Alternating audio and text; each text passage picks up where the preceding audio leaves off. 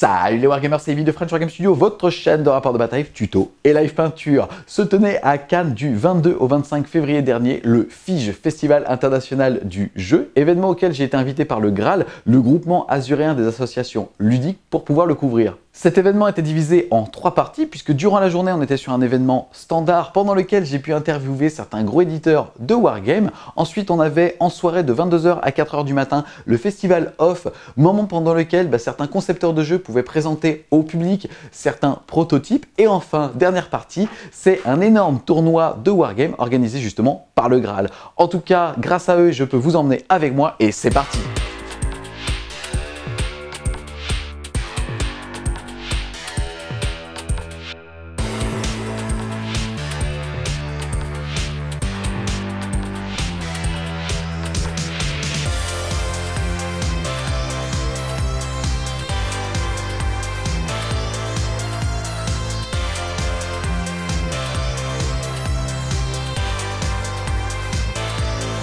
En se baladant justement tout autour du salon, on va aussi rencontrer ceux qui nous ont invités, à savoir le Graal, donc un regroupement de plusieurs associations qui sont invitées chaque année historiquement au Festival de Cannes.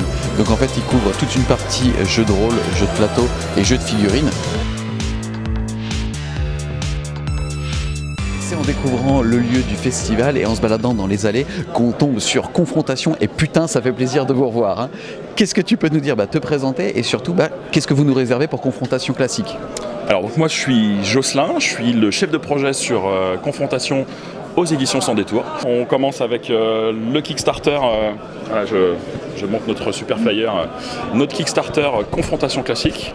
Donc là c'est la relance de Confrontation, on remet Confrontation devant la scène, on remet Confrontation en lumière. Tu le sais, un univers magnifique, des figurines à tomber par terre, donc voilà, on a envie pour les 20 ans de la gamme de dire voilà, qu'est-ce qui fait que Confrontation a été culte à un moment donné dans les années 2000, et on vous montre pourquoi les gens en parlent encore avec nostalgie aujourd'hui. Et c'est vrai qu'en fait on en parle avec beaucoup de nostalgie, et pour beaucoup ça va être la Madeleine de Proust, on va dire, de la figurine si tu veux, pour beaucoup, et c'est un jeu qui est devenu culte alors que pourtant le jeu a cessé d'être distribué et produit il y a quelque chose comme 8 ans. Ouais, c'est ça, ouais, complètement, mais ça a vraiment marqué les esprits, mais même au-delà de la figurine d'ailleurs, parce que nous on est une édition, voilà, une maison d'édition de jeux de rôle, et les gens viennent nous en parler. Enfin, l'univers, l'identité visuelle, graphique était très forte, et ça a touché les gens vraiment dans, je dirais, toutes les sphères, toutes les facettes du jeu, du milieu du jeu. Donc pour moi c'est vraiment impressionnant de voir ça. Ouais. L'engouement aussi qu'il y a derrière. Et d'ailleurs moi j'ai eu une vraie surprise en découvrant votre stand, puisqu'il y a quelque chose comme 1 an vous avez créé la page Confrontation Résurrection, où là on a tous été comme des dingues. Vous avez publié un espèce de PDF justement pour prévenir que Confrontation allait être de retour. Ensuite pas beaucoup de nouvelles pendant 1 an. Vous avez montré quelques socles. Je t'avais dit que j'allais te la mettre celle-là, parce que c'est vrai qu'en fait vous avez créé pas mal de frustration aussi. Vous avez annoncé peut-être très tôt le fait que Confrontation, que la licence de Confrontation allait être reprise, certainement parce que l'achat allait devenir public aussi, et que vous avez voulu contrôler cette information là. Et aujourd'hui on revient avec cette fois-ci un Confrontation classique, donc une réédition quasi parfaite au moment de la V3.5, c'est bien ça? C'est ça. Mais pas avec Confrontation Résurrection. Qu'est-ce que tu peux nous dire là sur votre plan? C'est-à-dire vraiment là le fait d'arriver en disant ok, on repose le décor, Confrontation classique, on va remettre, qu'est-ce qu'il y aura dans ce Kickstarter et quels sont les plans pour ce fameux Résurrection? Voilà, l'idée c'est effectivement de dire on essaye de représenter l'univers de Confrontation. Il faut montrer pourquoi effectivement Confrontation a marqué les esprits. Donc pour les 20 ans, on dit on vous montre la qualité de l'univers, la qualité des figurines, 178 figurines, une boîte avec 178 figurines. Regarde mon visage, regarde le regard que je te fais, c'est beau, c'est beau. Non, mais regarde les étoiles dans mes yeux, quoi. Enfin, je veux dire, voilà, c'est 178 figurines uniques. Comme je te le disais tout à l'heure, les seuls doublons qu'il y a dans la boîte, c'est les dés, quoi. C'est que des figurines différentes dedans. Les 16 factions de l'époque, développées par Rackham à l'époque de l'âge d'or de Confrontation, présentes dans la boîte, pour que tout le monde puisse avoir vraiment un instantané de ce qu'était Confrontation dans les années 2000. Attends, si jamais vous reprenez et que vous faites juste un revival, on va dire, de ce jeu, 178 figurines, ça doit faire à peu près 600 kilos. J'exagère. Mais donc déjà, est-ce que vous allez essayer de vous mettre à jour par rapport à la finesse des figurines? Puisque même si tout le monde a une excellente, on va dire, un excellent souvenir des figurines en termes de modélisme, parce qu'à l'époque c'était juste dingue, vous aviez parmi les meilleurs peintres européens dessus, mais justement, est-ce que vous allez rien apporter par rapport à ça? Alors, La question du matériau s'est évidemment posée, notamment pour les gens qui étaient habitués au métal à l'époque de confrontation. Et il y a plusieurs choses, c'est-à-dire qu'avec un Kickstarter comme ça, avec autant de figurines dans la boîte, il y a plusieurs choses. Le métal, si vous voulez payer aussi cher en frais de port que le prix de la boîte, on peut passer en métal. Il ne faut pas oublier que le jeu s'est vendu aux 4 coins du monde, je veux dire du Brésil au Japon, en Amérique du Nord, et faire de la logistique avec une boîte, je ne sais pas jusqu'où ça peut aller, mais 200, 300 figurines, j'en sais rien, ça dépendra de vous, hein. Mais voilà, en métal, c'est inimaginable, c'est pas possible. Donc là, on sera sur du plastique, de la résine, Alors, pas de la résine non plus, parce que la résine, c'est simple, c'est hyper cassant. Donc dans une boîte, pareil, 178 figurines en résine, c'est le drame. Et puis si le Kickstarter est un succès, on vous livre dans 4 ans. C'est-à-dire qu'un moule résine, on fait 30 tirages, après on refait un moule, et puis on fait 178 figurines uniques, quoi. Donc si vous voulez le recevoir dans 4 ans, c'est possible. Non, on va partir sur du plastique. On a fait d'énormes progrès sur la technologie du plastique aujourd'hui. L'idée, c'est de partir sur vraiment une restitution de détails la plus fine possible sur les pièces, l'ensemble global vraiment de la figurine, le corps principal. Et tout ce qui est armes et autres, passer sur un plastique qui est plus dur, qui maintient la forme d'une épée, d'une lame, d'une lance. Voilà. D'accord. Donc là, pour en venir au Kickstarter qui va arriver courant avril, on n'a pas vraiment la date précise, on n'a pas réussi à l'avoir. Pareil pour d'autres informations, tout ça, on n'a pas trop réussi. Mais déjà, qu'est-ce que tu peux nous dire? Comme tu l'as dit, les 16 factions jouables dans un KS, ouais. Qu'est-ce que tu peux nous dire sur ce qu'il y aura un petit peu en plus? Là, tu as commencé à nous parler justement des certains stretch goals qui pourraient faire qu'il y aura plus de 178 figurines pour faire gonfler les 16 factions qui seront représentées au sein du KS. Au niveau déjà des accessoires de modélisme, est-ce qu'il y en aura? Tu vois ce que je veux dire? Est-ce que vous allez faire un lot que figuriniste ou au contraire, vous allez essayer de rapporter, on va dire, de remettre le bloc autour de confrontation, de son univers, du fleuve, je sais pas. Qu'est-ce que tu peux nous donner comme information là-dedans? Alors, le fait qu'on ait spécifié que les 16 factions étaient jouables dans la boîte, ça doit vous donner une indication. C'est-à-dire que on offre une boîte avec des figurines, mais on offre aussi la possibilité de jouer. C'est-à-dire que les gens qui n'ont pas connu confrontation à l'époque, ils ont envie d'avoir une belle boîte avec plein de figurines, mais ils ont envie aussi de pouvoir tester un petit peu de ce que c'était confrontation. Pas qu'un petit peu. Pas qu'un peu, oui, on est d'accord. Donc l'idée, c'est dans cette boîte de fournir du matériel de jeu, des dés, mètres. Éventuellement, c'est encore, là c'est un peu, c'est pas défini encore. C'est pas encore défini encore, mais plateau de jeu, décor. Donc voilà. Tout ce qu'il faut pour jouer, avec les figurines qu'on vous fournit dans la boîte. Vraiment un truc complet pour que ceux qui découvrent Confrontation, ceux qui n'ont jamais connu Confrontation, puissent se dire tiens, je goûte un petit peu à ce qui s'est passé, au succès de la gamme. D'accord. Donc là on parle de Confrontation classique, ouais. KS courant avril, sans encore une fois avoir la date précise. Déjà, si jamais c'est un succès, d'ici combien de temps vous pensez livrer les figurines? Et quelle va être la vague 2 du fameux Confrontation Résurrection que vous avez trailé l'année dernière? Alors, les délais, ça va dépendre du succès du Kickstarter. C'est-à-dire, plus le Kickstarter est un succès, plus les délais de production vont s'allonger. C'est logique. Globalement, notre idée, c'est de livrer l'année prochaine le contenu de la boîte. Dans l'idéal, quand les gens recevront leur boîte, quand le KS sera livré l'année prochaine, les gens auront à disposition, à peu près en même temps ou peu de temps après, les règles pour Confrontation Résurrection. Pourquoi je dis ça? Parce qu'en fait, ce qui va se passer, c'est que tout le contenu du Kickstarter, tout ce qui sera débloqué dans le Kickstarter, tout ce qui ira dans la boîte au final, aura son profil pour être joué à Résurrection. Donc ça veut dire que si vous participez au projet Kickstarter, non seulement vous allez avoir des figurines qui dépotent, vous allez avoir une boîte collector avec, une tonne de figurines qui sont vraiment emblématiques, mais en plus, vous allez pouvoir découvrir le futur de la gamme. Vous allez pouvoir commencer à passer sur les nouvelles règles qu'on est en train de développer. La crainte de beaucoup de monde, c'est qu'on parle de confrontation. Encore une fois, comme je le disais tout à l'heure, on n'est pas forcément objectif puisque ça touche à quelque chose de l'affect, on va dire, à quelque chose de notre enfance. Mais derrière, les jeux, le modélisme, on va dire, que ça soit au niveau modélisme ou au niveau jeu, tout a évolué, si tu veux. Le jeu est sorti il y a 20 ans, il a cessé d'être édité, comme je disais tout à l'heure, il y a 8 ans. Justement, comment est-ce que vous arrivez au goût du jour? Enfin, on parle aujourd'hui, par exemple, ça serait plus du tout à la mode de sortir un jeu avec activation de joueur par joueur. Tu vois, on est vraiment dans la réactivité. Comment est-ce que vous comptez justement reséduire aussi un nouveau public et pas jouer sur l'affect du passé? C'est simple. De toute façon, Résurrection, le postulat de départ, c'est d'un point de vue du background, du contexte, on fait évoluer l'univers. C'est-à-dire qu'on va se positionner après le Ragnarok, qui est un événement fondateur dans l'histoire de confrontation que les anciens connaissent bien. Donc on va expliquer ce qui s'est passé pendant le Ragnarok et on va expliquer ce qui se passe après. Et ce qui se passe après, c'est confrontation, résurrection. Un truc, je rassure tout le monde, aucun peuple ne disparaît avec le Ragnarok. Vous les retrouverez d'une manière ou d'une autre, mais aucun disparaît. Parce qu'on le sait, on est tous attachés à nos armées, on est liés à l'historique de certains des champions, et il n'y a rien de plus frustrant que se dire bah non, bah mon peuple il est mort. Voilà, l'armée que je jouais avant, franchement, je peux plus jouer avec mes bonhommes, quoi. Ils ont tué mon fluff. C'est ça. Donc non, ça je rassure, on conserve vraiment ce qui a fait l'identité de confrontation, et l'identité de confrontation, elle passe par tous les peuples qui ont été développés à l'époque. Donc ça, on garde. Les règles, par contre, on fait fi de confrontation 3, 3.5 et on passe à un nouveau moteur de règles. On va garder ce qui fait l'essence et le charme de confrontation. On reste sur du format escarmouche, donc un petit format, une dizaine de figurines. On veut un jeu qui soit rapide, nerveux, facile à prendre en main. On va garder l'activation alternée. Je veux dire, confrontation, c'était un peu le premier jeu qui vraiment insistait là-dessus. Donc, on va pas non plus dire, non, tiens, vous allez passer maintenant tour par tour. Non, on reste sur de l'activation alternée. On va garder la magie, on va garder la prêtrise, avec par des fonctionnements un peu différents. Mais globalement, on va conserver ce qui a fait l'essence de confrontation avec une nouvelle mécanique plus fluide et moins lourde. Comme je l'ai dit juste avant, vous avez trailé le retour de confrontation Résurrection. Est-ce qu'il y a une équipe dédiée qui va se mettre à temps plein sur le projet pour que ça dépote? Qu'est-ce que tu peux nous dire aussi là-dessus sur le retour d'une équipe? Peut-être un rassemblement des anciens? Chez Sans Détour, on est en train justement de passer vraiment sur confrontation. Confrontation, ça devient notre objectif. On a des fans de confrontation absolue au sein de l'équipe Sans Détour. Les plus vieux de la communauté française notamment connaissent Olivier Troclet, sous le pseudo LTO, qui est dans l'équipe, graphiste sur le projet Confrontation. On a travaillé aussi à contacter les anciens de chez Rackham. On a envie de pouvoir les faire retravailler sur la suite.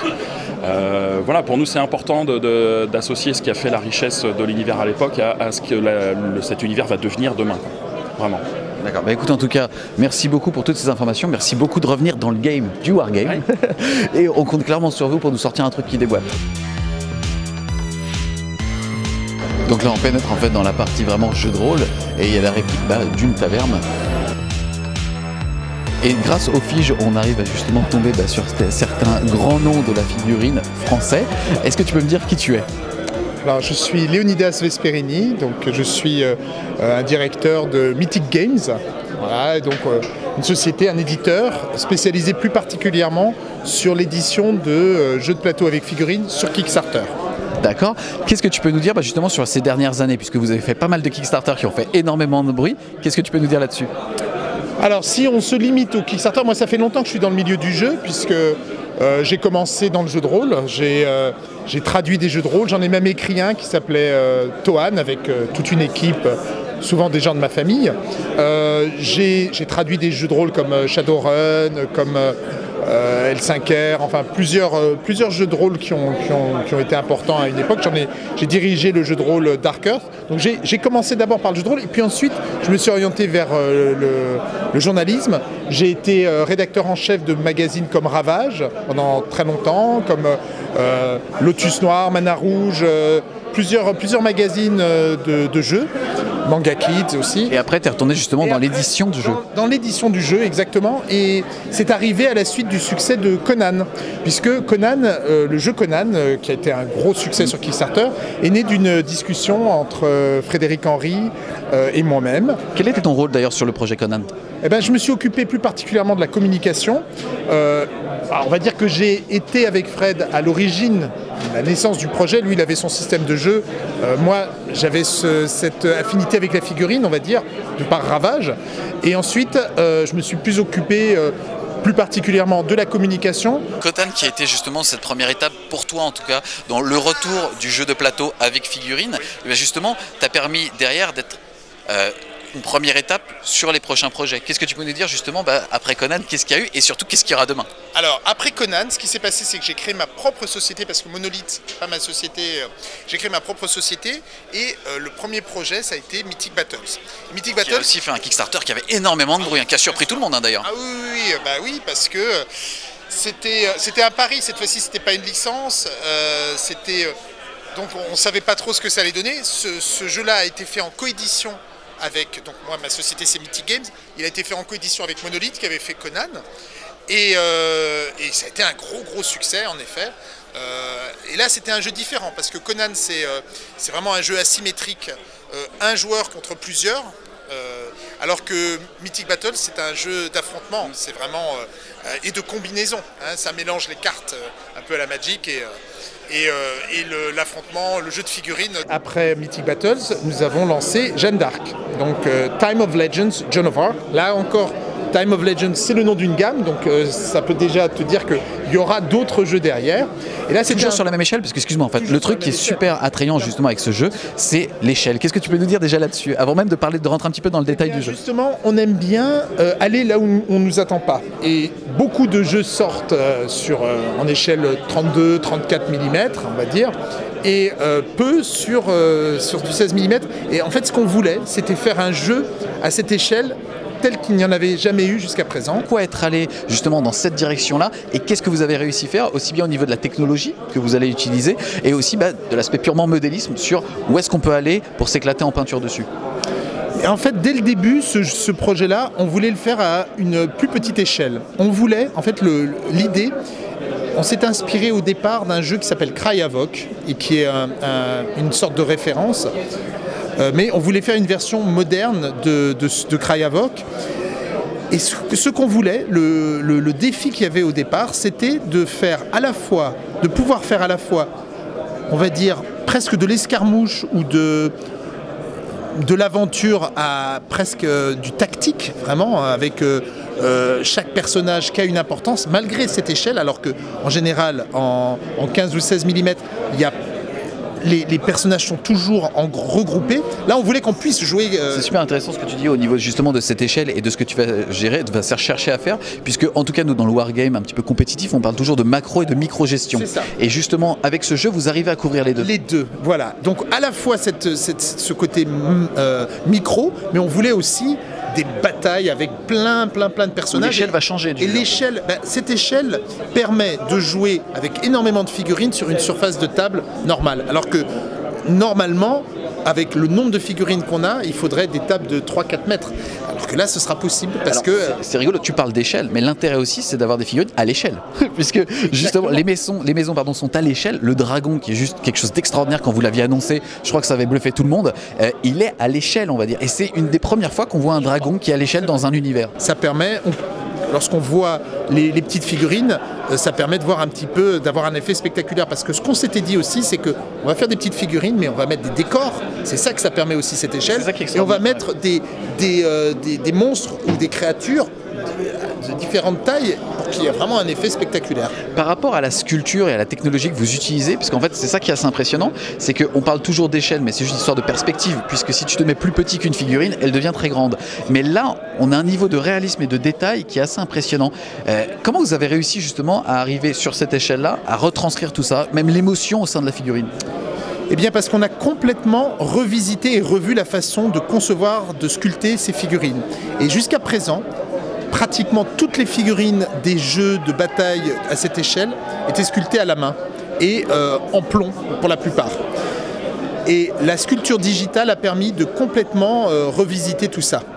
Et on a travaillé beaucoup sur les proportions, sur le niveau de détail qu'on voulait faire avant de lancer le projet et de faire toutes les sculptures des figurines humaines par le même sculpteur, ce qui fait qu'il y a une vraie identité et vraie cohérence. On a pu, grâce à la sculpture digitale, avoir des niveaux de détail, de visage qui auraient été absolument impossibles à faire à la main. On a trouvé le moyen de rendre ça exactement identique en plastique. Alors moi, ce qui m'a bluffé en fait, c'est on a toujours une certaine appréhension de toute façon quand on va vers un nouvel univers de figurines. Sur une échelle aussi petite, on a aussi cette appréhension de se dire est-ce que je vais arriver à les peindre ou ce genre de choses. Et en fait, comme chaque zone est vraiment bien définie, on a l'impression de faire de la peinture au numéro dessus. Et ça, c'est vraiment un kiff de dingue parce que en fait, on va vraiment être guidé par la forme de la figurine. Et à ce niveau de détail-là, on n'a pas besoin, contrairement à ce qu'on pourrait penser, d'être très précis, puisque la forme va épouser le pinceau et ça va vraiment bien ressortir. On voit que je m'adresse à quelqu'un qui connaît la figurine et la peinture, parce que c'est vrai que c'est quelque chose qu'on a eu tout le temps à l'esprit.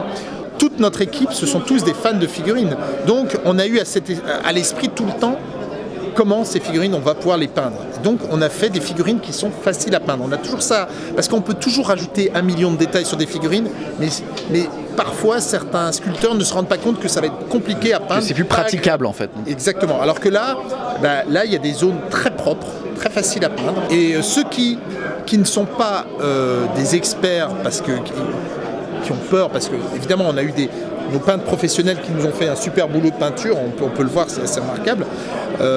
Eh bien, même en faisant simplement les surfaces et en utilisant des lavis et des techniques très très simples, déjà rien qu'un lavis sur un visage peint de cette façon-là, le visage apparaît immédiatement parce que c'est très marqué, c'est très crisp. Donc ça va être agréable à peindre et évidemment le résultat sera plus agréable.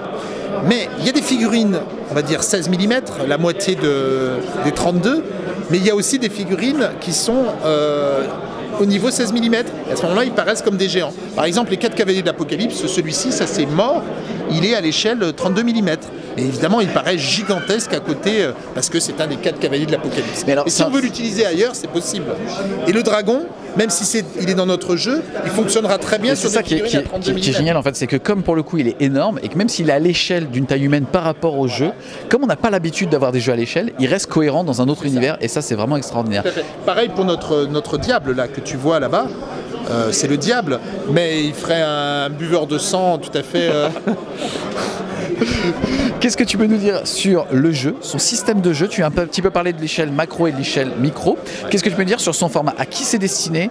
Combien de temps pour une durée de partie? Combien de figurines dans la boîte de base? Alors, le Kickstarter, c'est un petit peu biaisé puisque justement, il y a eu toutes les add-ons qui ont été débloqués. Qu'est-ce que tu peux nous dire sur ces trois aspects? Eh bien, c'est un jeu, d'abord, c'est un jeu de plateau. C'est un jeu de plateau avec des mécanismes de jeu de plateau, mais des sensations de jeu de figurines. Mais c'est un jeu de plateau, c'est-à-dire qu'il n'y a pas à mesurer, les zones sont bien définies, les activations se font par zone, ce qui est un petit peu différent, c'est-à-dire que quand on active une zone, toutes les figurines qu'on a dans la zone vont s'activer. Donc ça, c'est déjà intéressant. Et les figurines... Je trouve ça aussi, excuse-moi, j'appuie ce que tu dis, c'est très intéressant parce que on est en 2018 et je pense que les gens ont un petit peu marre justement de l'aspect old school, de l'activation tour par tour des joueurs. Tu regardes l'ensemble des jeux qu'on voit ici, justement migrent sur une activation alternée. Et là, c'est encore une petite révolution de faire de l'activation zone par zone, puisque stratégiquement, c'est déjà plus la même chose. Au niveau des synergies que tu vas créer, pareil. Pas du tout, parce que là, on peut tout à fait se concentrer sur une unité et la faire activer plusieurs fois. Si on veut réussir par exemple une action particulièrement héroïque. On a une grande liberté, on n'est pas obligé de se dire je vais devoir activer toutes mes unités avant la fin de mon tour. On peut se concentrer sur un certain nombre, on peut essayer de favoriser les regroupements, on a beaucoup plus de liberté grâce à ça, mais il y a quand même aussi ce côté activation alternée, en tout cas possibilité d'interrompre et d'agir pendant le tour de l'adversaire, puisque le système de jeu le permet. Il y a les cubes bleus qui sont des cubes d'interruption. Quand on le joue, on interrompt le tour de son adversaire et on va activer une unité. Donc on doit toujours tenir compte de ça quand on joue à ce jeu. On regarde le tableau de bord de son adversaire, si on voit qu'il a des cubes bleus, on sait qu'il peut nous interrompre. Donc on n'est pas libre de... Parce que le tu peux aussi jouer sur le bluff, tu peux aussi jouer sur l'aspect bluff alors bien justement en sachant qu'il en a. Et au niveau du nombre de joueurs et de la durée d'une partie. Le nombre de joueurs, ça se joue de 2 à 4 joueurs, ça dépend des scénarios. Beaucoup de scénarios sont à 2 joueurs, mais il y en a aussi à 3 joueurs, il y en a à 4 joueurs. Voilà. C'est un jeu à scénario d'abord, et après, il y a aussi le mode bataille, où là, on se rapproche plus du Warhammer 40 000, où on a des schémas d'armée, on a des points par figurine, on choisit son schéma d'armée par rapport à la période où on joue, sachant qu'il peut y avoir aussi du fantastique, il n'y a aucun problème. L'autre joueur fait pareil. À ce moment-là, on a un budget en points, on achète ses figurines et bing, on s'affronte. D'accord, donc c'est ça. Ça laisse entrevoir, excuse-moi, que c'est un jeu que vous allez faire évoluer avec des nouveautés, des nouvelles races ou ce genre de choses. Et puis là, pour le coup, l'univers est relativement riche, puisque comme je l'ai dit, on peut rentrer aussi dans l'heroic fantasy. Et donc là, on parle de magie, on va parler d'un univers qui est très très vaste. La durée d'une partie, ça dépend des scénarios, puisque c'est un jeu à scénario. Quand ce sont des scénarios d'enquête, souvent c'est court, ça va durer 45 minutes. Quand c'est des scénarios de bataille, plus il y a de figurines, plus ça peut être long et plus il y a de joueurs aussi. Mais ça dépasse rarement 1h30. Donc c'est, on va dire, entre 45 minutes et 1h30. Donc un jeu relativement accessible en fait. Oui. Vraiment, les règles sont très simples à expliquer, mais c'est juste qu'il y a tellement d'options, tellement de possibilités qu'on peut se poser des tas de questions. Le jeu peut être à la fois, on va dire, très axé combat, mais il peut aussi être narratif, parce qu'on peut très bien jouer des personnages qui vont rentrer dans des bâtiments. Quand tu dis combat, c'est compétitif, c'est-à-dire que les règles sont pensées pour avoir une certaine rigueur, pour justement récompenser les personnes qui vont viser les synergies, qui vont viser vraiment l'aspect intellectuel des règles. Complètement. Plus on maîtrise le jeu, évidemment, plus on sera fort par rapport à quelqu'un qui le découvre. Ça, c'est évident. Il y a quand même une courbe d'apprentissage importante. Il faut quelques parties pour vraiment maîtriser toutes les subtilités du jeu.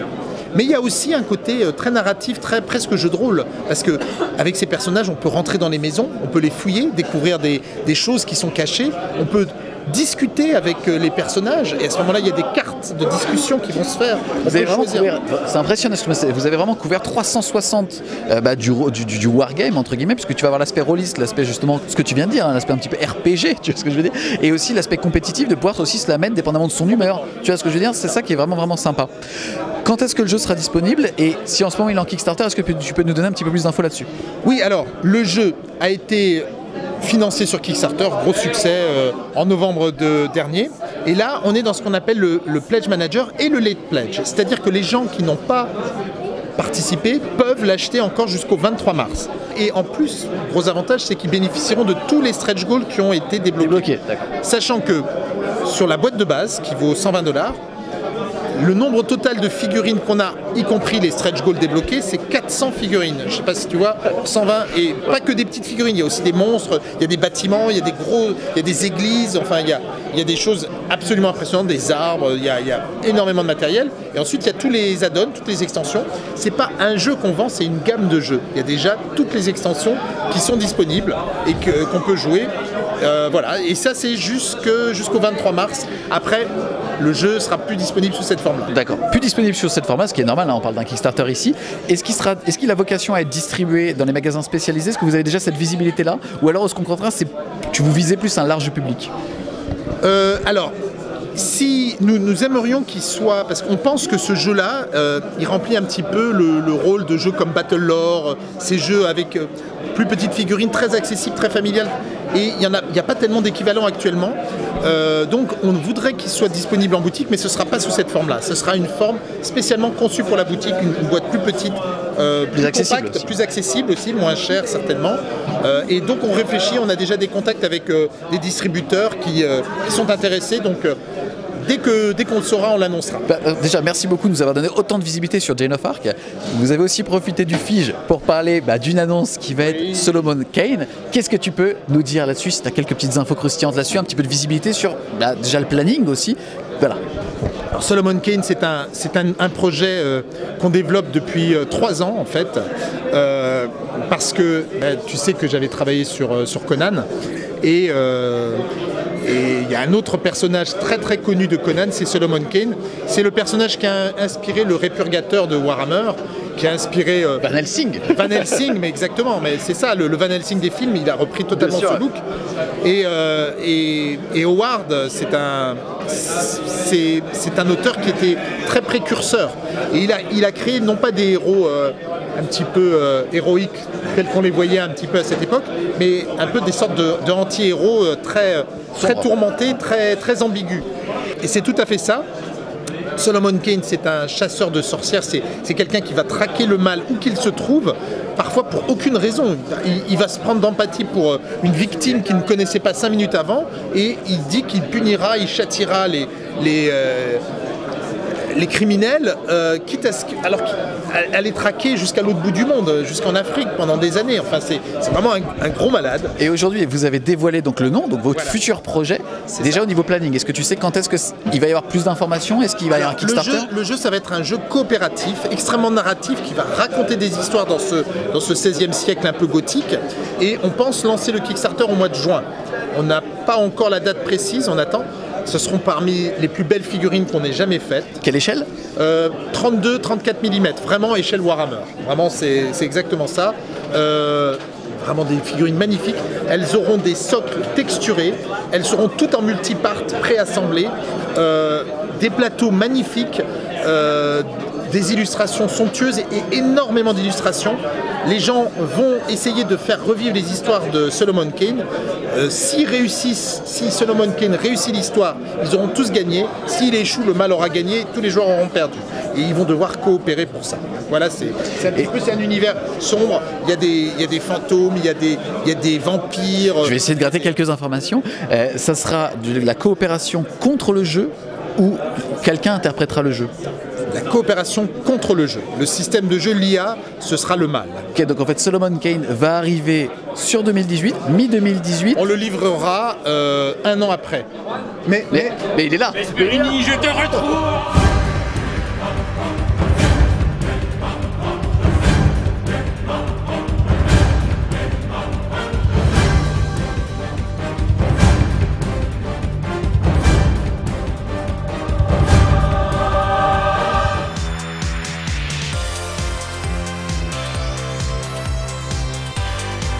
On se retrouve donc sur le stand de Briscard, autre jeu du paysage français des Wargames. Est-ce que tu peux te présenter?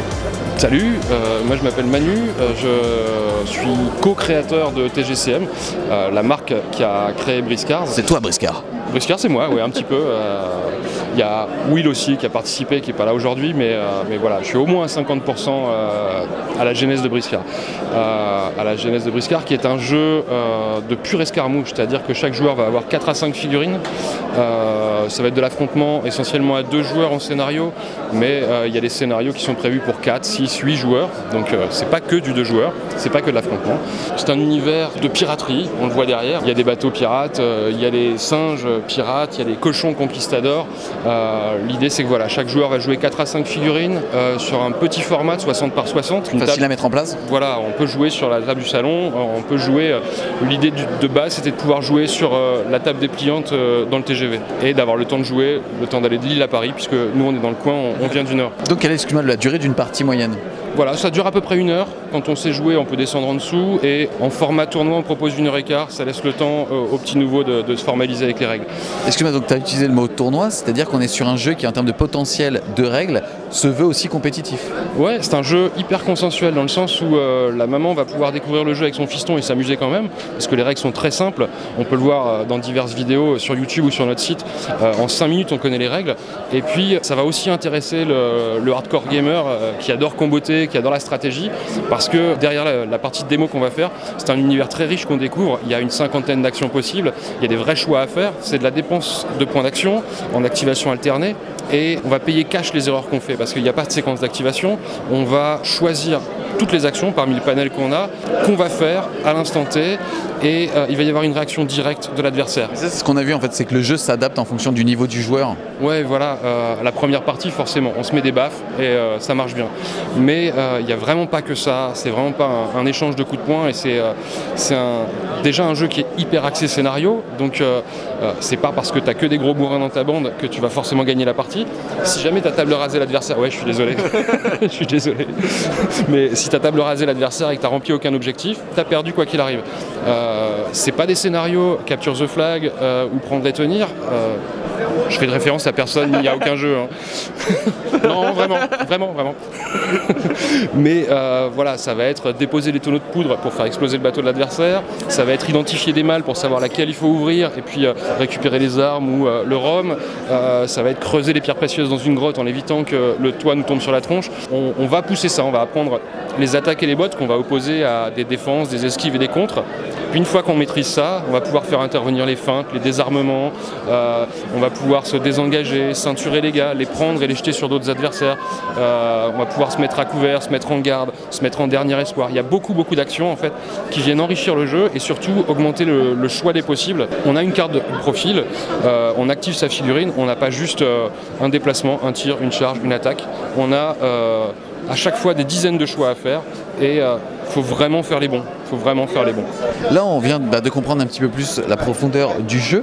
Parle-nous un petit peu de l'univers, c'est-à-dire qu'on est sur certainement un des jeux de figurines avec une identité visuelle la plus marquée. Ouais, alors je disais tout à l'heure que voilà, c'est un univers de piraterie avec des singes et des cochons.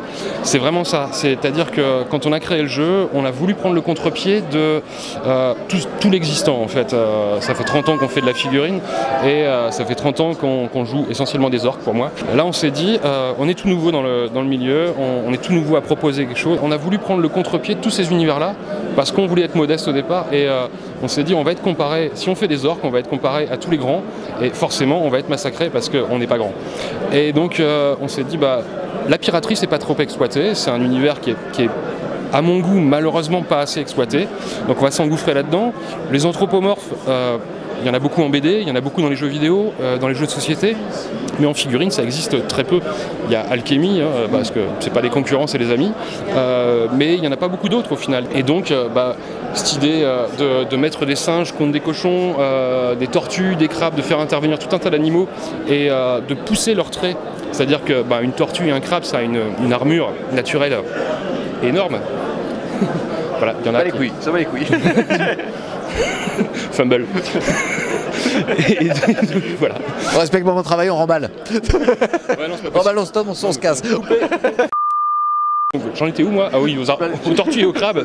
Aux tortues et aux crabes. Donc voilà, on a essayé de renforcer ces traits-là. Et puis parce que, toujours à cause de cette modestie au niveau sculpture, et pas du tout au niveau des règles. Parce que les règles... C'est ça, excuse-moi, le paradoxe en fait du jeu, c'est qu'on est sur un jeu où quand tu regardes des personnes qui vont s'arrêter sur les figurines, ça va être en mode jeu/jouet, sans du tout dénigrer ou contre l'univers, mais quand tu vois la profondeur des règles, c'est ça qui est rigolo en fait.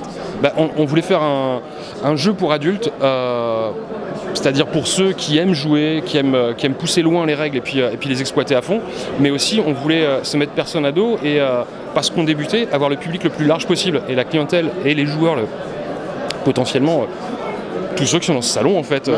Et ça c'est super intéressant parce qu'aujourd'hui quand tu commences à regarder un petit peu avec le recul les différents stands, le pourcentage de jeux de figurines, c'est comme une minorité parce qu'en fait pour beaucoup d'entreprises on recrute des joueurs avec du plateau, ensuite avec du plateau / figurine pour les faire arriver dans l'univers de la figurine. Et vous en fait vous n'avez pas choisi cette porte là, vous avez choisi justement le visuel en fait, l'univers, l'aspect un peu cartoonesque. C'est assez inconfortable mais en fait on voulait avoir le cul entre deux chaises et au final ça nous a desservi au départ parce qu'on était considérés comme des marginaux, tu vois. Et puis de marginaux, on est passé à original. Ouais, mais c'est les meilleurs. Peut-être, je sais pas, j'espère. On est passé à marginal et puis après, on est devenu... les remarques qu'on avait, c'était « Tiens, c'est chouette, ça change ». C'est vrai. Voilà. Et maintenant, ce qu'on entend ce week-end sur le salon, c'est cool, enfin, un truc différent. Donc en fait, notre faiblesse est devenue une force, j'ai l'impression. On a des mamans qui achètent le jeu avec leurs fistons et qui sont contentes de leur mettre une peignée. Et puis on a des gros gamers qui jouent depuis 3 ans là, et qui viennent, qui prennent les dernières news parce qu'ils ont trouvé les caracs superbes et qui sont contents que la figurine évolue en termes de sculpture, quoi. Donc voilà, je pense qu'on a réussi un peu notre pari. Tu as parlé d'un univers et d'un jeu riche en scénario et pas que genre en attrition pure de défoncer la tête de son adversaire, ce qu'on peut faire quand même. Oui, on a le droit. Rassure-toi, tu pourras casser. Tu pourras jouer gros Bill.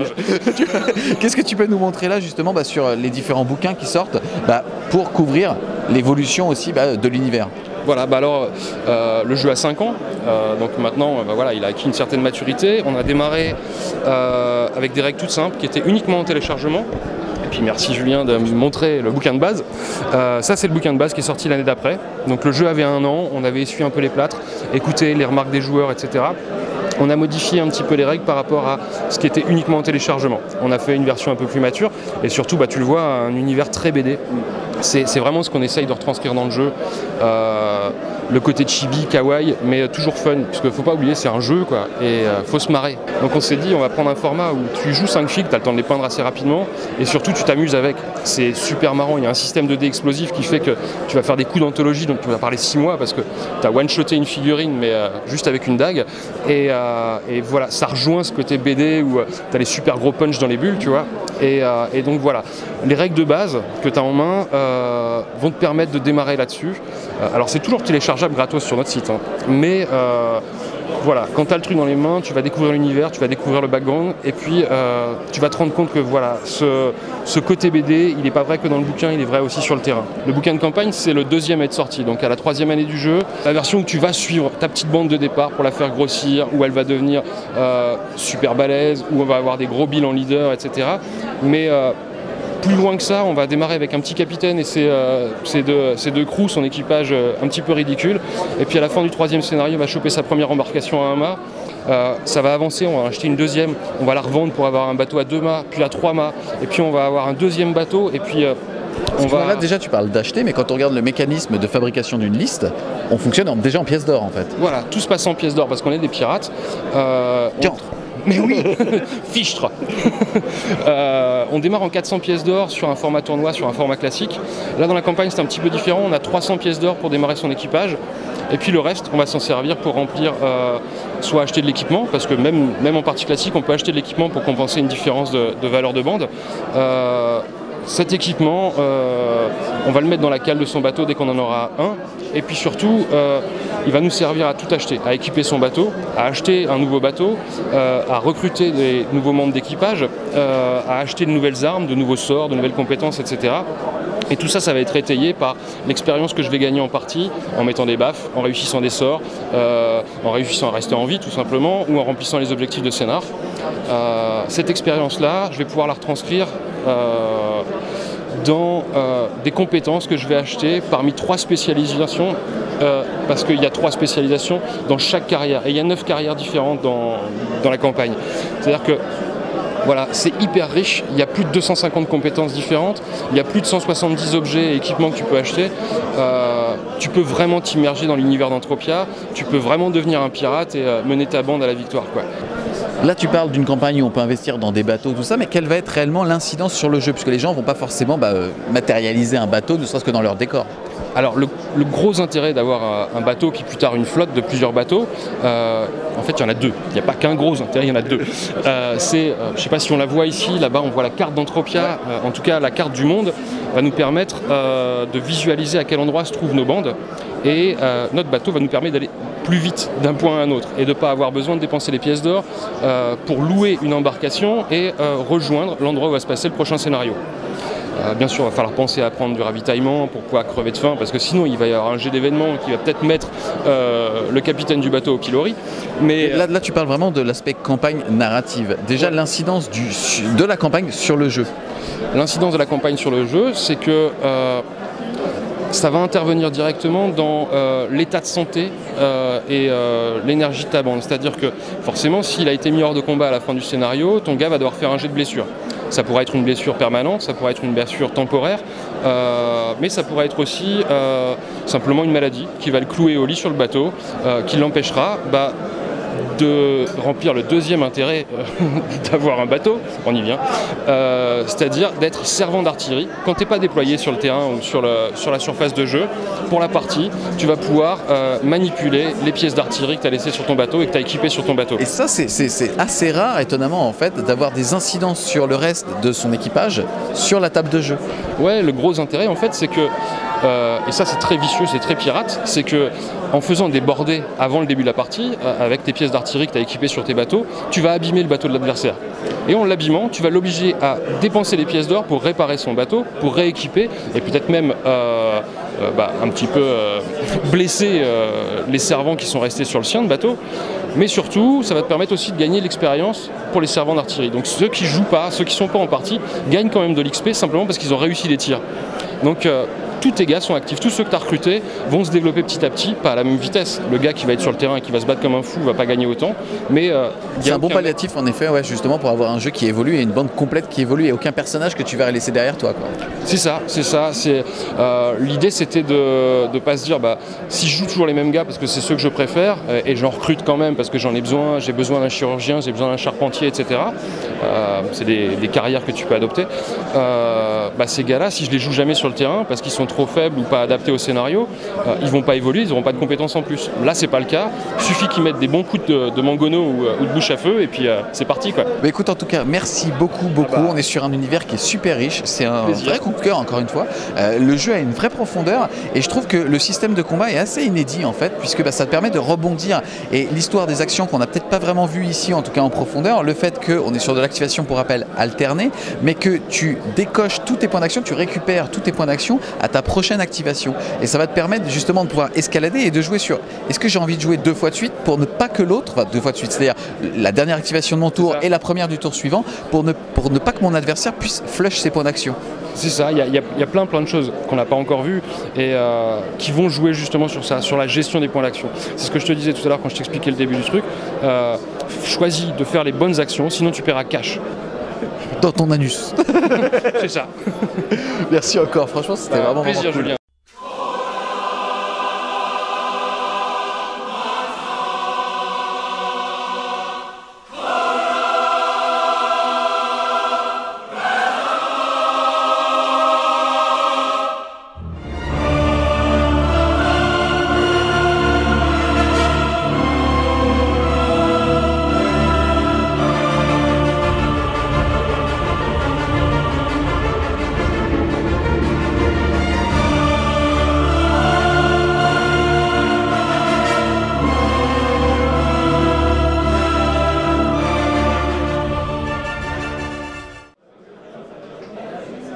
On se retrouve cette fois-ci sur le stand de la Planète des Singes, donc sur le stand de WYSIWY Games. Est-ce que tu peux te présenter et dire ce qu'on fait ici?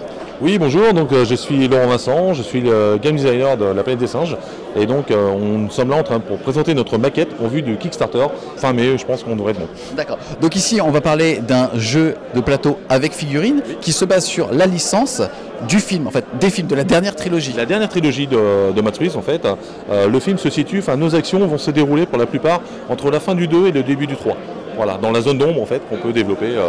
D'accord, donc déjà on entend licence de film, donc on sait que vous allez avoir le droit de développer les figurines à l'effigie justement de César et de ses petits copains. Qu'est-ce que tu peux nous dire sur le format du jeu, que ça soit au niveau à qui est-ce qui va être destiné et le durée d'une partie? Alors la durée d'une partie normale, on va dire à 4 joueurs, dans certains formats, sera entre 1h15 et 1h30.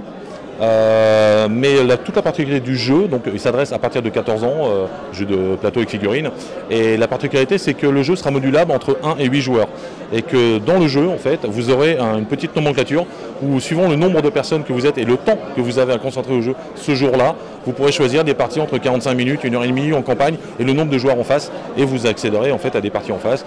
C'est quelque chose d'assez rare en fait d'avoir une matrice qui, dépendamment de son envie, de son humeur, de son temps et du nombre de potes avec qui on peut jouer, de pouvoir tout de suite être aiguillé vers un scénario. C'est quelque chose qui vous a inspiré en fait de l'univers du jeu de plateau? Disons que moi ça m'a inspiré surtout en tant que joueur de jeu. Lorsque je vais jouer avec mes copains, j'ai pas beaucoup de temps et souvent il nous manque toujours quelqu'un ou soit on a un manque de temps, soit on a un manque de personnes.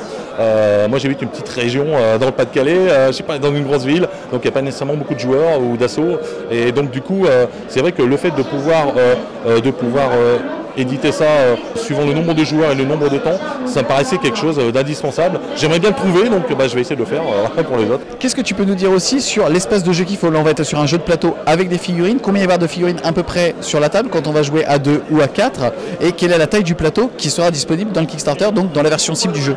Alors les tailles du plateau, donc ici sur la maquette en fait on a la taille réelle, un plateau recto verso avec 2 univers, enfin 2 ambiances. Le nombre de figurines sera modulable puisque effectivement pour les scénars à 2 joueurs, tu ne vas pas déployer tout le matériel du jeu. Pour jouer 45 minutes, ça n'a pas d'intérêt. Donc voilà, avec du petit matériel qui va permettre de faire des petites parties rapides, notamment pour faire découvrir à ses potes le jeu avant de commencer des campagnes, avant de commencer des scénars un peu plus importants. Et suivant le nombre de figurines, il sera conséquent. On est en train aujourd'hui de calibrer ce qu'on va mettre dans la boîte. Mais bon, il faut savoir qu'il y a au moins 4 escouades de 5 personnages humains. L'équivalence pour les singes, plus les héros, il y a une dizaine de héros, donc voilà, ça fait du monde dans la boîte, plus 4 arbres, puisqu'on aura des arbres dans la boîte, pour la verticalité du jeu, puisque c'est la grosse nouveauté. C'était ma prochaine question, voilà. Qu'apporte la verticalité, donc l'aspect 3 dimensions, à un jeu de plateau / figurine? Alors, depuis le départ, comme je te disais tout à l'heure en off, on est les fans de la Planète des Singes, et donc il y a des fans des films. Et lorsqu'on voit les films, en fait, en tant que concepteur de jeu, moi j'essaie de m'adapter en fait à ce qu'on voit à l'écran. Et ce qu'on voit à l'écran, c'est des singes qui sautent d'arbre en arbre, qui sont hyper rapides. Donc le fait d'avoir ces arbres va pouvoir permettre aux joueurs qui vont jouer des singes de progresser dans les arbres, d'avoir des avantages en altitude par rapport aux soldats qui restent en bas, d'être camouflés, d'être cachés, d'être plus rapides qu'eux, de passer d'un arbre en arbre, de pouvoir faire des scénarios d'évacuation, des choses comme ça. Donc ça ouvre plein de nouvelles possibilités et les soldats peuvent en plus faire disparaître les arbres, donc les faire exploser. Donc voilà, ça ouvre vraiment pas mal de choses. Le jeu sortira dans à peu près 1 an si le Kickstarter fonctionne. Qu'est-ce que tu peux nous dire d'ailleurs sur ce planning jusqu'à la sortie du jeu? Donc déjà, tu en as parlé tout à l'heure, le Kickstarter est prévu courant mai. Voilà, courant mai, parce qu'on est en train de finaliser en fait les Strange Gold qui aura lieu dans l'offre. D'ailleurs, qu'est-ce que tu peux nous dire là-dessus? Parce que là, comme tu en as parlé, on va avoir des humains à pied, des singes à pied qui évoluent dans les arbres. Qu'est-ce que vous prévoyez justement pour donner un petit peu plus de diversité aussi d'un point de vue modélisme au niveau des figurines qui, pour le coup, sont vraiment jolies et assez bien sculptées pour un jeu de plateau? Oui, alors ce qu'on prévoit en fait, nous, on prévoit de faire la cavalerie singe. Parce que c'est vrai que quand on l'a vu à l'écran déjà, ça nous donne le frisson, donc moi on les voudrait également pour pouvoir les proposer. Du matériel pour les humains, des nouveaux soldats, des plus spécialisés, des choses à débloquer, des véhicules également pour les soldats, parce que comme on les voit, des nouveaux plateaux, le plateau du film 3, des nouveaux singes, la colonie des singes, c'est-à-dire des civils entre guillemets, c'est-à-dire les femelles, les petits, tout ça et tout ça. Donc beaucoup de personnages en plus pour pouvoir vraiment réaliser toute la chronologie du film et en plus de tout ça faire vraiment une grosse boîte à outils pour les gens qui veulent vraiment créer leur scénar, une belle boîte bac à sable avec plein de belles surprises dedans, notamment pour les maîtres du jeu qui voudraient même jouer de cette façon-là pourront le faire grâce à ça. Donc pour rappel, c'est un jeu qui va être kickstarté courant mai. Est-ce que tu as un petit peu plus d'informations sur la cible au moment de la sortie du jeu ou du Kickstarter sur son prix de base? Alors le prix de base de la boîte, on sera une belle boîte, une belle grosse boîte bien remplie comme on les aime. Qui correspond, excuse-moi, à ce qu'on voit ici. Voilà, tout ce qu'il y a ici en fait, voilà, je pense que la boîte devrait osciller entre 100, 115 $, 120 $ maxi, ça dépend. On est encore en work in progress sur les arbres, donc on devrait avoir les retours rapidement, donc voilà, on va se situer dans cette fourchette-là, je pense. Eh ben en tout cas, stay tuned, puisque comme on l'a vu, mais ça va débarquer sur la plateforme de Kickstarter courant mai pour la planète des singes. On se retrouve cette fois-ci sur le stand de Victoria Game. Est-ce que tu peux te présenter et nous dire ce qu'on fait ici? Oui, je suis Guillaume Le Guyader, le gérant de Victoria Game, le distributeur des produits Walking Dead en partie. Et donc on est heureux de pouvoir présenter ces produits-là avec plein d'autres jeux comme Dungeon Saga, Star Saga. Là on va faire un focus sur ce qui est chaud, à savoir The Walking Dead. Qu'est-ce que tu peux nous dire déjà? Quelle licence ça reprend? BD, livre? Quel est le type de jeu que c'est et à qui c'est destiné? Oui, alors ça reprend la licence Skybound, donc bande dessinée uniquement. C'est un jeu où on utilise des figurines mais avec une empreinte très board game. Donc c'est un hybride, complètement hybride. Voilà, et on se balade dans tout l'historique de la bande dessinée. On collectionne ces figurines et donc on joue des scénarios.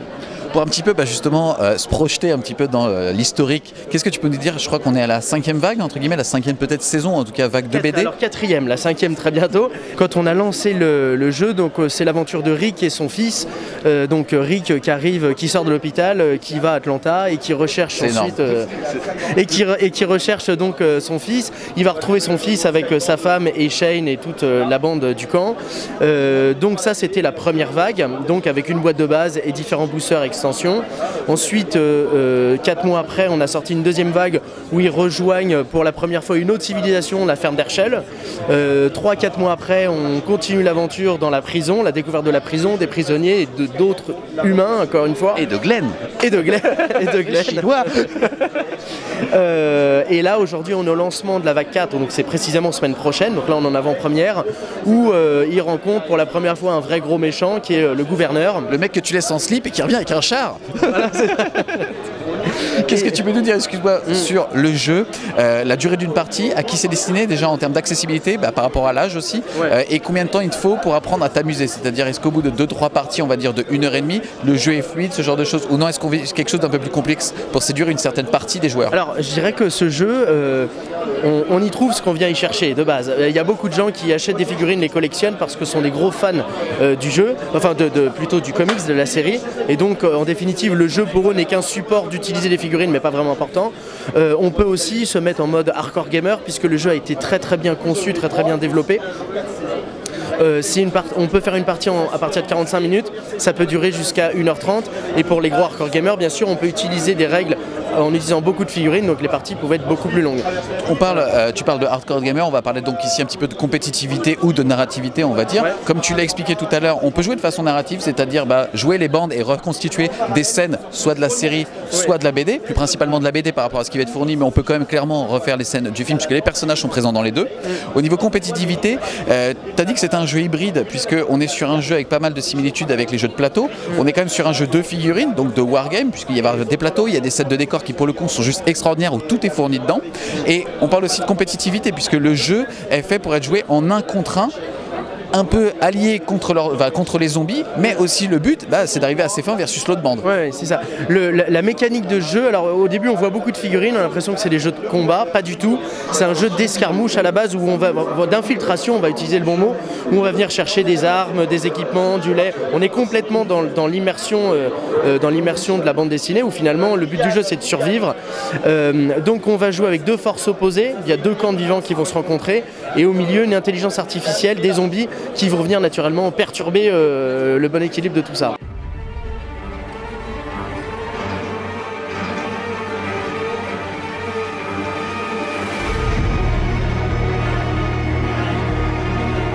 On a une boîte collector qu'on a sortie sur le marché depuis le mois de décembre qui sera quand même en édition limitée, qui regroupe l'essentiel de toute la boîte de base pour jouer, donc avec la rencontre d'Atlanta, plus le contenu de la boîte de Brian Black qui est une extension, de la première vague. On va retrouver tout le nécessaire de jeu avec l'ensemble des éléments de décor qu'on peut retrouver dans l'univers de Walking Dead. Un ensemble de cartes de cartes de profil pour tous les personnages, un ensemble d'équipements avec un deck additionnel d'équipements pour retrouver tous les équipements nécessaires et bien sûr toutes les cartes de jeu pour jouer à la fois et à 2 camps. Et on a le nécessaire aujourd'hui pour jouer en mode solo. Ça veut dire qu'on peut aussi jouer tout seul au milieu des zombies avec des scénarios et une intelligence artificielle. Et donc dans cette boîte, elle est super cool parce qu'on a aussi un tapis de jeu. Donc on a vraiment tout le nécessaire pour se régaler. Merci beaucoup justement pour la petite démo, aussi bien au niveau du scénario que de la découverte de cette boîte. Il y a un vrai coup de cœur, on va dire, je trouve qu'il y a énormément d'émotions quand tu déballes ou en tout cas quand tu découvres le jeu et ça c'est vraiment top.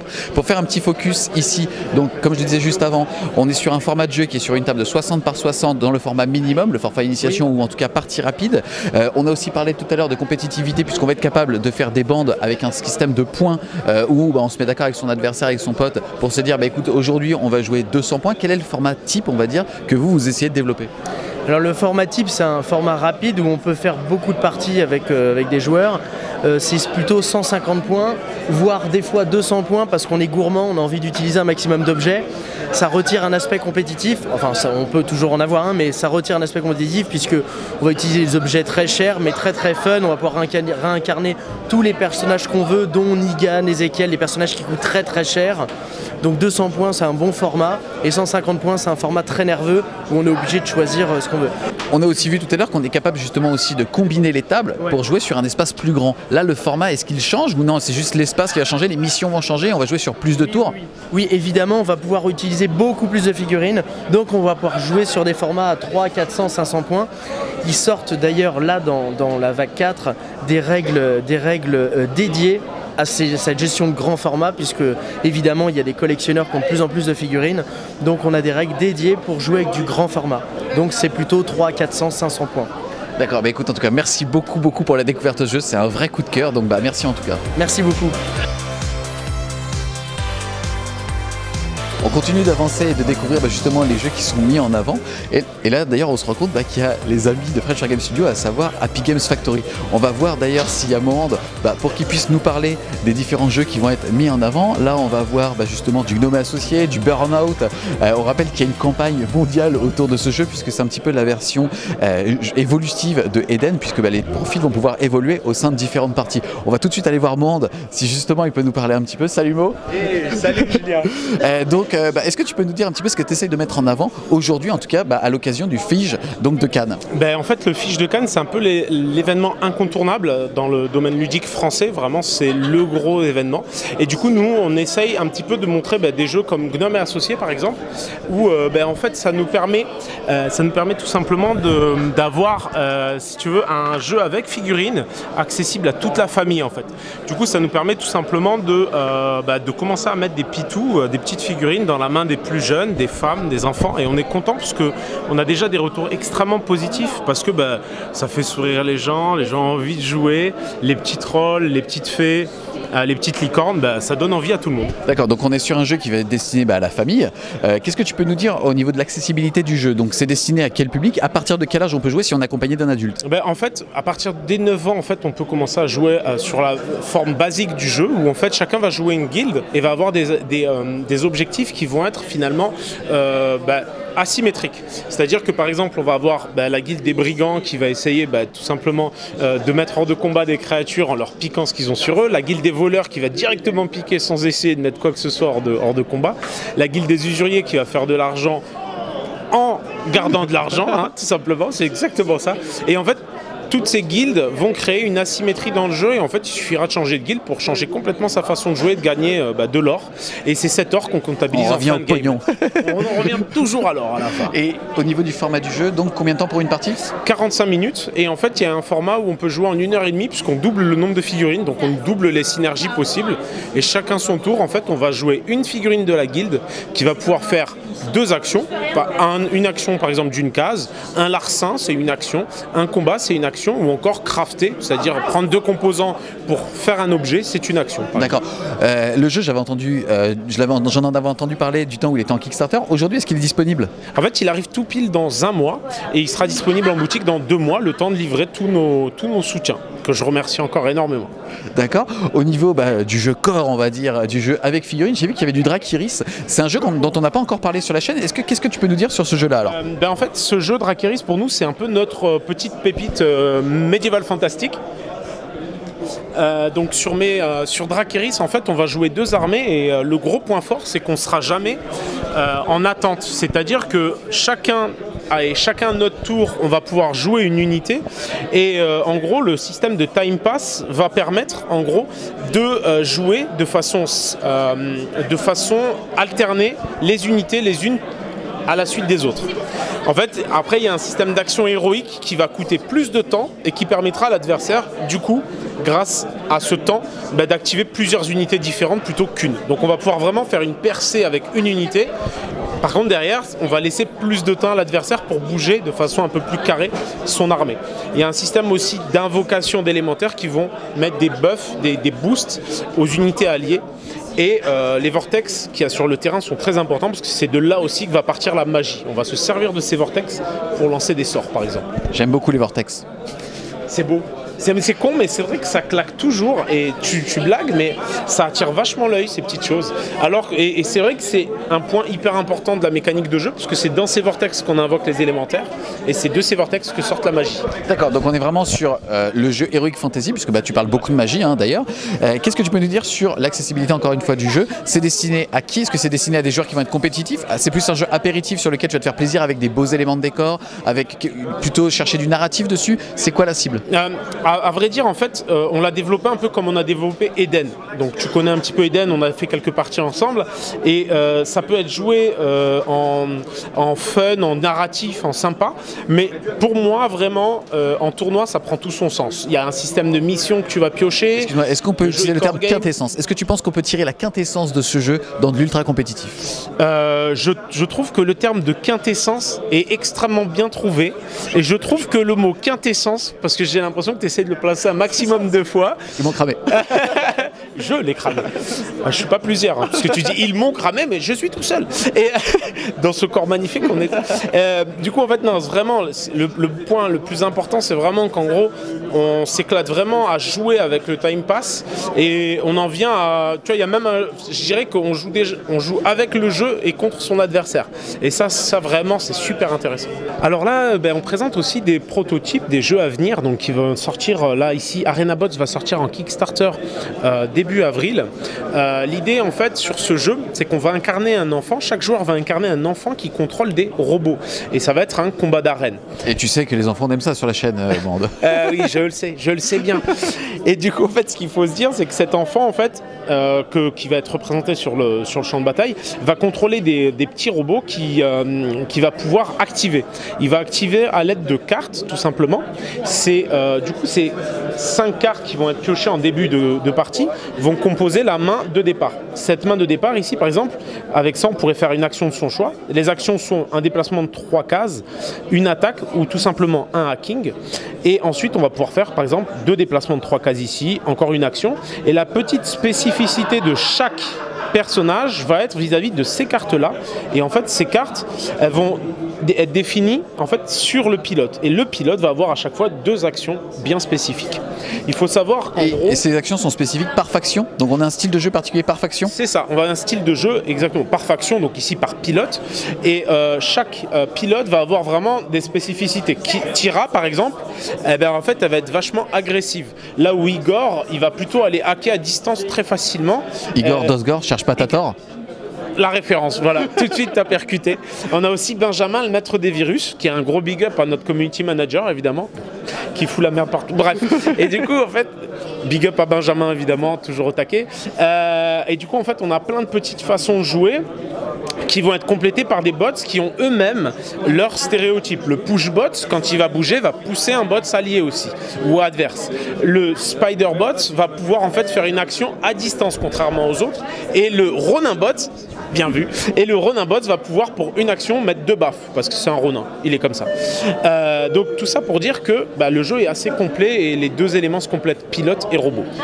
Et comment est-ce qu'on gagne une game en fait? Quel va être l'objectif de chaque joueur? La partie va se définir en 3 points en fait. À court terme en fait, si on tue un bot adverse sur une action simple de combat, c'est du 3+, on jette un dé, on gagne 1 point de victoire. À un peu plus long terme, mais quand même à moyen terme, on va dire, en hackant un terminal, au début du tour, si on contrôle toujours ce terminal, on marque 1 point de victoire. Et à un peu plus long terme cette fois, c'est qu'à la fin de partie, on compte le nombre de bots en notre possession. C'est le nombre de points de victoire supplémentaires qu'on obtient. Sachant qu'on peut hacker un bot adverse en prendre le contrôle par là même. C'est ça. Donc on a vraiment ces 3 aspects du jeu qui font qu'en gros, on peut gagner de plusieurs façons différentes. Et du coup, en fait, l'intérêt aussi sur ArenaBot, c'est qu'on fait aussi une passerelle parce que les pilotes, en gros, auront aussi un profil à Eden. Sur ce genre de convention, ce qui est génial aussi, c'est qu'on peut créer des passerelles vers des jeux de plateau avec figurines jusqu'aux jeux de figurines comme Eden. Et ce qui est super pratique, c'est que du coup, on attire du monde, on les initie, on leur montre que finalement c'est pas si complexe et ça crée finalement des petits noyaux de joueurs qui perdurent et qui derrière peuvent créer ou des assauts ou des événements dans le coin. Mais tu as complètement raison, puisque aujourd'hui on le voit, mais pour pas mal de personnes, il y a une certaine réticence à aller sur des jeux de figurines et la meilleure porte d'entrée, ça va être les jeux de plateau à figurines pour après finir justement sur une vraie table de jeu et c'est pas mal justement pour recruter des nouveaux joueurs et faire la génération de demain.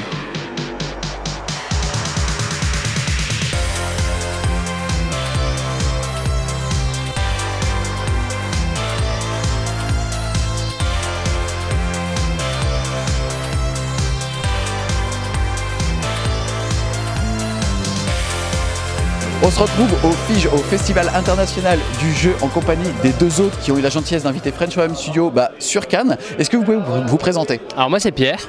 Et moi c'est Thierry. Vous faites partie du Graal. Est-ce que vous pouvez m'en dire un petit peu plus sur cette entité? Alors le Graal en fait c'est une association d'associations plutôt du sud-est, mais ça remonte jusqu'à Lyon, donc ça va plutôt loin. Et le but de cette association d'associations, c'est de faire vivre tout ce qui tourne autour de la figurine, du wargame, du jeu de rôle, du GN et du plateau au Festival des Jeux. Ce sont les bénévoles. Donc on parle ici de bénévolat, il faut savoir que le FIGE, le Festival International du Jeu, a la particularité d'être 100% gratuit pour les personnes qui veulent rentrer sur le site. Et justement, en fait, quelle va être la responsabilité de la ville et pourquoi mettre en avant ce genre d'association? Alors en fait, ce qui s'est passé, c'est qu'il y a un partenariat entre la ville de Cannes et le Palais. Et donc le Palais doit faire des événements gratuits et notamment le Festival des Jeux en est un. Et du coup, pour ça, il y a des exposants, tous les grands titres qu'on connaît qui sont en bas, qui ont leur stand. Et le festival aussi contacte contacte le Graal pour qu'on fasse de l'animation, des tournois et surtout beaucoup de démonstrations en bas dans le salon. Donc là, déjà, on va se focaliser un petit peu sur les tournois qui sont présents ici, puisque sur la chaîne, on a des gros billes. Quels jeux sont couverts ici? Alors, on a du 40K, on a du War Machine, on a du 9e âge et on a du Flame of War aussi. Il y a aussi tous les autres jeux qui sont moins connus sur cette chaîne parce qu'on a aussi des sessions de JDR, un tournoi de JDR qui dure 2 après-midi, enfin 2 nuits et 1 après-midi. On a des tournois de plateau et on a énormément de démos. On a les joutes médiévales aussi, si vous aimez bien vous mettre sur la gueule avec des épées et des haches en latex, c'est sympa. Et Dieu sait qu'on aime le latex sur la chaîne. Comme vous le savez sur la chaîne, le but est de mettre en avant aussi ce genre d'initiative autour de la communauté de Wargame pour pouvoir justement trouver des joueurs dans sa région. Est-ce que vous pouvez un petit peu présenter justement ce que vous faites vous dans le sud et qu'est-ce que vous fédérez? Alors en fait il y a 2 grosses associations de figures dans le sud qui font d'ailleurs autre chose. Moi c'est plutôt le club Monsoine de modélisme et de figurines. Donc on est au-dessus de Cannes en gros pour situer. On a la chance d'avoir une salle à l'année et on a tout un tas de sections, figurines, jeux de rôle, cartes, plein de trucs. D'accord, donc pour les personnes qui voudraient rejoindre dans ce secteur-là, sur cette géolocalisation-là, le lien sera dans la description de la page Facebook. Et toi? Et moi c'est la Nice Wargame Association qu'on a créée en 2005 et on a une salle, enfin on est en train d'avoir une belle salle sur Nice dans 2 mois. Et le lien sera aussi dans la description. Est-ce que en tout cas vos 2 associations sont ouvertes au public? C'est-à-dire est-ce que quelqu'un qui va être dans la même optique que vous peut vous rejoindre pour jouer avec la fréquence que vous allez mettre en place? Oui totalement, en fait on nous contacte notamment par Facebook, histoire d'avoir des infos que les gens viennent pas pour rien et puis carrément on accueille tout le monde avec plaisir. Également, et je rajouterais qu'il y a des personnes qu'on a rencontrées il y a 3 mois et qui aujourd'hui sont là en train de tournoyer. On leur a prêté des figues pour qu'ils puissent jouer et participer. Donc on va le voir sur l'ensemble de la vidéo, mais la partie on va dire des exposants est en bas et en journée. Il y a aussi une grosse partie du festival qu'on appelle le festival off qui a lieu le soir / la nuit. Est-ce que vous pouvez un petit peu présenter cette partie-là? Puisque c'est aussi géré par le Graal. C'est ça. Alors depuis quelques années c'est géré par le Graal. C'est en gros le moyen à toutes les personnes qui créent des jeux de présenter leurs prototypes. Donc tous les soirs, je crois que c'est de 21h à 4h du matin, tous les soirs en fait, pendant le festival, c'est gratuit, c'est ouvert au public. Eux peuvent présenter leur jeu en carton plume, en imprimé, et c'est le début du jeu, c'est assez sympa à suivre et de voir l'évolution sur les différentes années du jeu et la sortie ensuite publique. Ouais, parce que en fait, pour avoir été témoin justement de ces 3 soirées-là, on va avoir le jeudi soir qui est un petit peu réservé aux pros, donc aux éditeurs qui vont vouloir acheter des jeux pour pouvoir aussi aider les créateurs, et aussi les autres soirs en fait le retour des particuliers qui vont tester le jeu et qui vont pouvoir faire leur premier retour. Tout à fait, il y a le retour du public, les gens sont là pour tester les parties et donner leur retour directement aux créateurs de jeux et avoir vraiment le retour en direct du public. Les gens, la populace. La populace, exactement. Et sinon dans cet univers... Alors une petite chose quand même, parce que tu nous interroges, mais nous on ne te connaît pas. Je sais pas vous, les wargamers qui nous suivez, je sais pas si vous savez exactement qui est cet énergumène. Il s'agit derrière une caméra, mais sinon t'es qui en fait? Alors du coup déjà première question, comment tu t'appelles?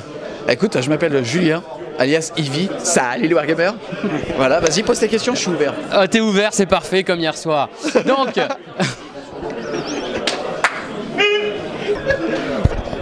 Puisque, en fait, ce qui est génial en fait avec le Fige et surtout avec le Graal, c'est qu'on est entouré de passionnés. Et c'est vrai qu'hier soir, alors qu'on a commencé justement au festival off, on a juste pris une boîte d'un jeu qu'on a découvert ici qui est Walking Dead. On a pris une bouteille de Jet 27 et c'est vrai qu'on s'est fait une petite nuit autour de ce jeu. Et c'était assez... je me rappelle pas de tout, mais c'est vrai que c'était sympa. C'était plutôt sympa. C'est vrai, trop vite. Alors maintenant qu'on connaît enfin ton prénom, d'où tu viens au niveau du wargame en fait? Alors si tu veux, je crois qu'on en a déjà un petit peu parlé sur la chaîne, mais j'ai commencé le wargame quand je devais avoir entre 10 et 14 ans et j'ai arrêté relativement vite puisque j'en avais marre, si tu veux, de devoir attendre des anniversaires et aussi même socialement, si tu veux, il y avait déjà un petit peu ce regard sur les wargamers et ça a été assez difficile. Donc en fait, au fur et à mesure que j'ai grandi, le wargame est un petit peu passé derrière, en retrait et j'ai fait mes études, je suis rentré dans la vie active et c'est quand justement j'ai été un petit peu plus sûr de moi, sur de l'image, si tu veux, que je dégageais et réellement sur ce que j'avais envie de faire en termes de zone de plaisir. Que justement j'ai remis les mains dans les figurines et aussi le pouvoir d'achat qui fait que je pouvais vraiment me faire plaisir sur les armées qui me plaisaient et ainsi de suite. Donc finalement, si tu veux, là je suis redevenu vraiment wargamer depuis 2012. D'accord. Et puis maintenant, la question je pense que l'on se pose tous, comment est venue l'idée de faire ça et surtout de le faire à plein temps et pas plus comme un hobby? Comment est venue l'idée pour les vidéos? Si tu veux, c'est aussi né d'un constat et d'une frustration qui a été de se dire qu'il n'y avait pas de chaîne entre guillemets de qualité professionnelle, avec un rythme aussi de sortie qui faisait qu'on a tous, si tu veux, cet appétit, si tu veux, de voir des vidéos, de voir des rapports de bataille. Et donc, comme ça n'existait pas, je me suis dit, si personne le fait, je vais le faire. Et après, il y a eu aussi l'amour de la communauté, le fait, moi, d'être un bébé de 40K, si tu veux, issu de cette communauté aussi bien de joueurs, que ça soit mou ou alors compétitif, et de vouloir justement transmettre ça et un petit peu essayer de donner une image positive du hobby, parce que je pense qu'on est tous les trois bien placés pour le dire. Si tu veux, on a un petit peu souffert pendant notre jeunesse de cette image-là, et on a aussi envie de la contrer, puisque je pense que les images ont changé, et si tu veux, les clichés qui étaient vrais dans les années 80-90 sont clairement plus vrais aujourd'hui, et qu'avec le Wargame, on est vraiment sur le futur du ludique pour les personnes de 15 à 45 ans, même si de toute façon il n'y a pas de limite d'âge, hein. Mais en tout cas sur cette cible-là, je trouve que c'est beaucoup plus sain, si tu veux, de montrer un petit peu cet aspect-là du hobby que les jeux vidéo ou ce genre de choses, même si encore une fois je pense qu'on est tous des gamers. Le fait est que humainement l'expérience est encore plus riche quand tu t'assois autour d'une table avec d'autres personnes, quel que soit le domaine, hein. Ça peut être du 40K, ça peut être comme hier soir, c'est dingue, on se connaissait pas, on a installé Walking Dead, j'ai joué le chinois et franchement on a juste déliré, tu vois, et ça c'est extraordinaire. C'était top. Moi j'ai une dernière question. La question c'est tout simple, c'est hier soir quand on t'a proposé d'aller se baigner à 2-3 heures du matin, c'était pour avoir une réponse. Slip ou caleçon? Slip, mais kangourou. En tout cas, merci vraiment beaucoup à vous deux de m'avoir invité sur l'événement pour pouvoir le couvrir, pour pouvoir aussi montrer ça sur la chaîne. On a Nico qui va nous rejoindre, qui justement a joué le rôle du cadreur. Vous avez pu le voir sur leur dernier rapport de bataille. En tout cas, on espère clairement que la vie, c'est beaucoup d'amour le Wargame aussi. C'est beaucoup. On espère clairement. Ouais. On espère clairement, les gars, on espère clairement que la vidéo vous a plu. Si c'est le cas, n'hésitez pas à mettre un gros pouce bleu dessus, la liker, la partager, c'est important de faire vivre notre hobby. Vraiment merci pour ce que vous faites au niveau du sud de la France. Il y a plein d'associations qui vivent, mais vous aujourd'hui vous le mettez en avant, et un gros merci pour vous pour ça. Et on vous dit à plus les Wargamers.